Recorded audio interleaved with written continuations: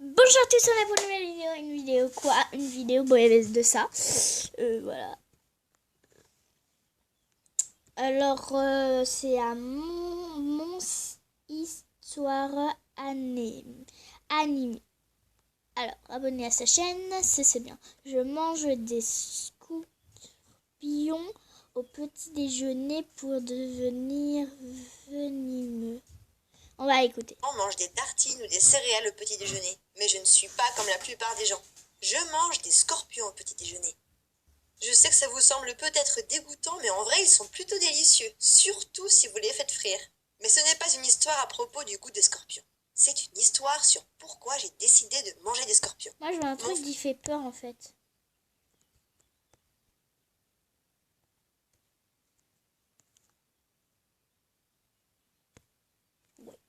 Bon, celui-là, il a l'air faire. Je n'arrivais pas à croire ce que j'entendais. Elle était debout devant les flammes, parlant de punir quelqu'un. Je me suis cachée derrière la clôture. Est-ce que je ne connaissais rien des personnes les plus proches de moi? J'ai tâté pour attraper mon téléphone. Si je ne faisais pas quelque chose, quelqu'un allait être blessé. Mais pourrais-je vraiment appeler la police pour elle? Je veux dire, c'est ma mère. Je ne pouvais pas respirer pendant que je composais le numéro. Tout était sur le point de changer, mais est-ce que je faisais la bonne chose? Je vis dans un quartier agréable avec ma mère et mon père. Mon père travaille de nuit et ma mère a toujours travaillé à la maison. Eh bien, j'aime ma mère, vraiment, mais c'est un peu une ringarde. Elle s'ennuie un peu à la maison, alors elle a toujours eu des passe-temps bizarres. Il y avait le garnissage de meubles, la création de nichoirs à oiseaux, l'élevage d'animaux exotiques, la chasse aux fantômes. Si vous y pensez, elle l'a fait. Le pire, c'est qu'elle n'a été bonne à aucun d'eux. C'est pourquoi, quand elle a commencé à se comporter de façon inhabituelle, au début, j'ai supposé qu'elle venait de se lancer dans un nouveau passe-temps. Mais au fil des jours, les choses ont été de plus en plus bizarres. Ma mère a commencé à me presser d'aller au lit. Je veux dire, j'ai 16 ans et elle s'énervait pour que je me couche à 9h. 9h! Ça ne la dérangeait pas pendant un moment, mais elle devenait rapidement agressive à ce sujet. Je lui ai dit que je ne pouvais pas me coucher si tôt, et elle a dit que je devrais prendre des somnifères pour m'assommer. J'ai commencé à m'enfermer dans ma chambre et à faire comme si j'étais endormie, histoire de voir si j'entendais ce qui se passait. J'ai toujours entendu des voix, beaucoup de voix, mais elles semblaient toujours distantes et silencieuses. Une nuit, je ne pouvais pas le supporter. Alors, je suis descendue chercher un verre d'eau. Je pouvais entendre les voix beaucoup plus clairement, et il semblait qu'elles venaient du sous-sol.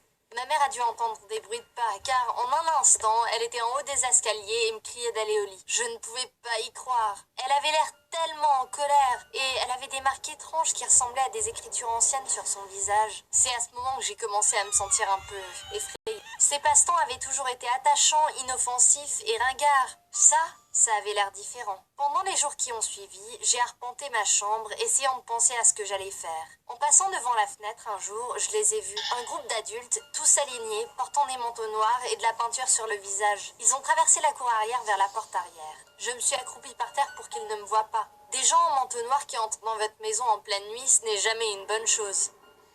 Quand j'ai demandé à maman ce que c'était, ça ne s'est pas bien passé. Elle m'a dit que je ne devais pas dormir suffisamment si je voyais des choses aussi folles. Ensuite, elle a voulu m'emmener chez un médecin ou quelque chose parce que je voyais des choses. Je sais ce que j'ai vu et elle sait exactement ce que j'ai vu aussi.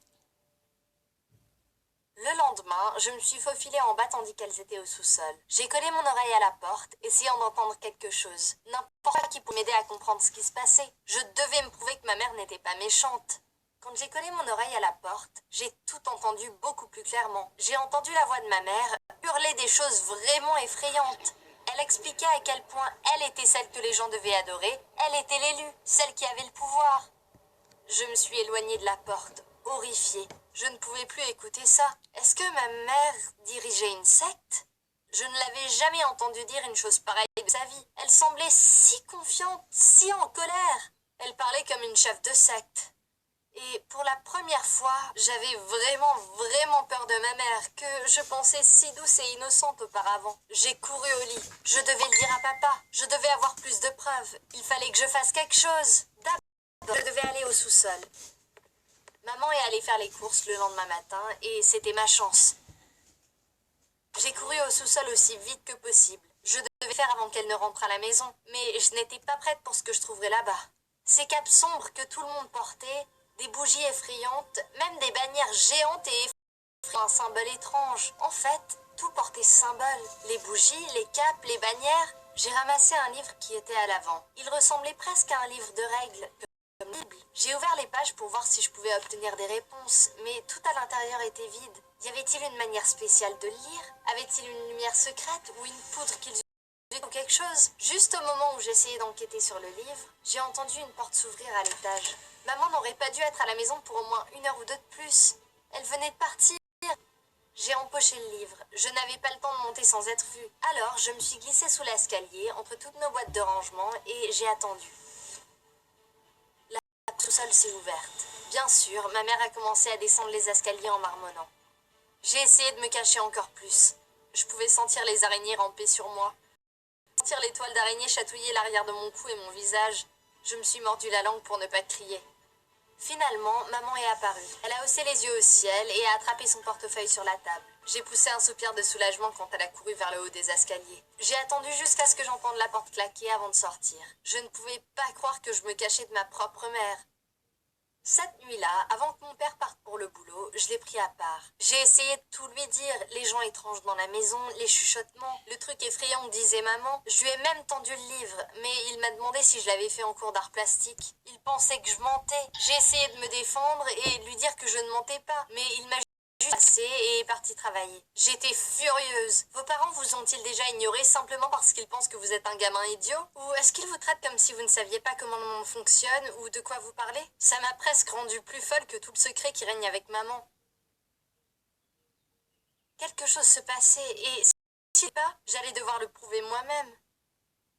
J'ai dit à ma mère que j'allais chez une amie le vendredi soir. Elle semblait excitée, mais comme si elle essayait de le cacher et d'agir nonchalante. Mon plan était en action. J'allais aller chez mon amie pendant 1 heure ou 2 et je rentrerai chez moi à 10 heures, juste quand je savais qu'elle allait recevoir ses gens. Le moment est venu et j'ai quitté la maison de mon amie. En tournant le coin vers ma propre maison, j'ai remarqué une lueur venant de l'arrière-cour. Je me suis faufilée au coin de la rue. Je pouvais entendre le feu rugir. Mon cœur a commencé à tonitruer. Que faisait-elle là-bas avec un feu? J'ai jeté un coup d'œil à travers un trou dans la clôture. Ce que j'ai vu de l'autre côté sera gravé dans ma mémoire pour toujours. Le groupe avec les personnes en cap était en cercle autour du feu. Et ma mère était debout sur une boîte, en train de leur crier dessus. Elle criait sur une personne en particulier. Elle criait sur une petite femme en face d'elle, l'appelant une traîtresse, disant qu'elle avait trahi tout le groupe et méritait d'être punie. La femme tremblait. Elle semblait tellement terrifiée. Qu'est-ce que ma mère faisait? Je ne l'avais jamais vue comme ça de toute ma vie. Elle était terrifiante. Mes mains ont commencé à trembler de manière incroyable et je pouvais à peine respirer. Les autres membres du groupe ont saisi la femme. Le feu a illuminé leur visage et leur a donné un air absolument fou. Ma mère a dit qu'elles allaient prendre la femme une fois pour toutes. Ma mère allait-elle vraiment faire du mal à quelqu'un? La femme qui m'a élevée? La femme qui pleurait devant les documentaires sur la nature? Est-ce que le pouvoir lui est la tête?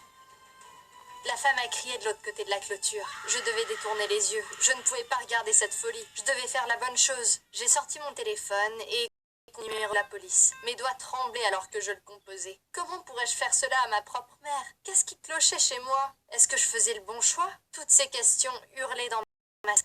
Mais quand l'opérateur a répondu, j'ai su ce que je devais faire. Je leur ai dit que ma mère était sur le point de blesser quelqu'un et leur ai donné l'adresse. Je me suis assise contre la clôture, regardant loin alors que j'attendais que la police arrive.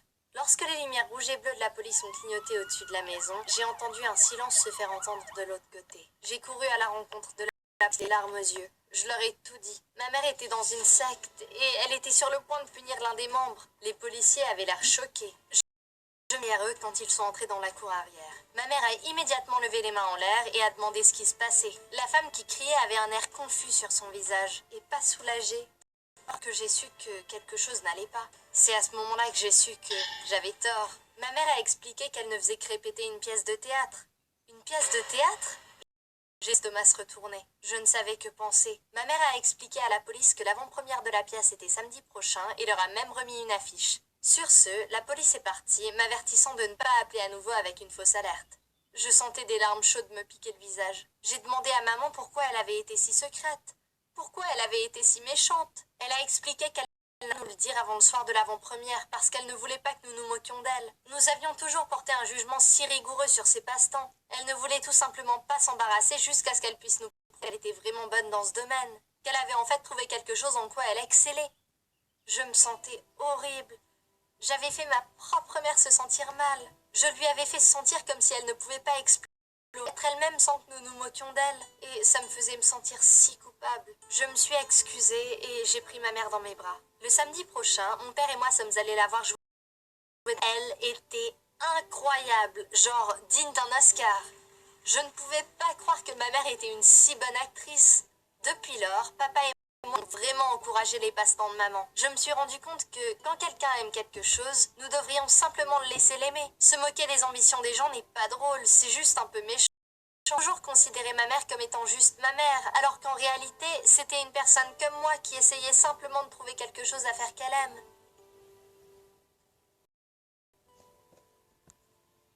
Bon, voilà, c'est la fin de la vidéo. Moi, je regardais d'autres vidéos et l'envoyer parce que je suis sur YouTube. Et j'espère que vous aurez bien aimé cette belle histoire. Pardon.